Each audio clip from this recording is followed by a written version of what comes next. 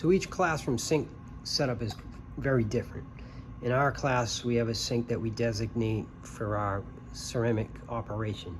For the most part, a general sink is perfectly fine for, kids just washing their hands. If you're doing stuff with the pottery wheel, obviously you can generate a lot more sediment that can go down into the pipes and clog the drains and all those things. So you want to try to control that.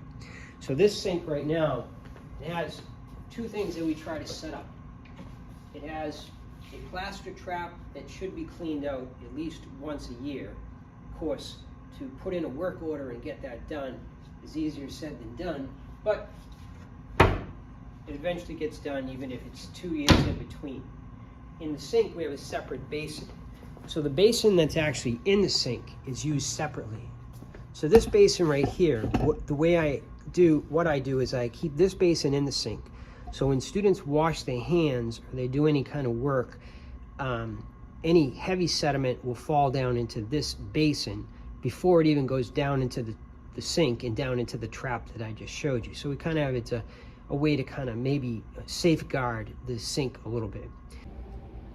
So here we are over at the sink, and I just wanted to show you this because I do think it's important to see this.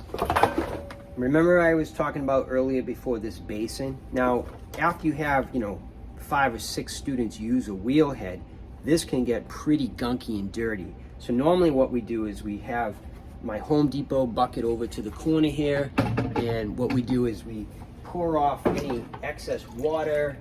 If there's lots of material, we'll run it out of here into that bucket just to get rid of it, and then we come over to this bucket here. Now, normally you can clean these out without even turning on the sink. What you do is just put it into your bucket, quickly wipe it out. Like, they don't need to be spotless, and then we just stack them over here for them to dry. So normally I wash these out. I'm a lot more efficient than the students. They waste a lot of water. Normally I never even turn the sink on. I just use this, and as I said before, this will get a little bit messy, but usually after like a week or 2 weeks, it really depends on how much work we've been doing. I'll drain this bucket out and take all the slop and put it into the Home Depot bucket.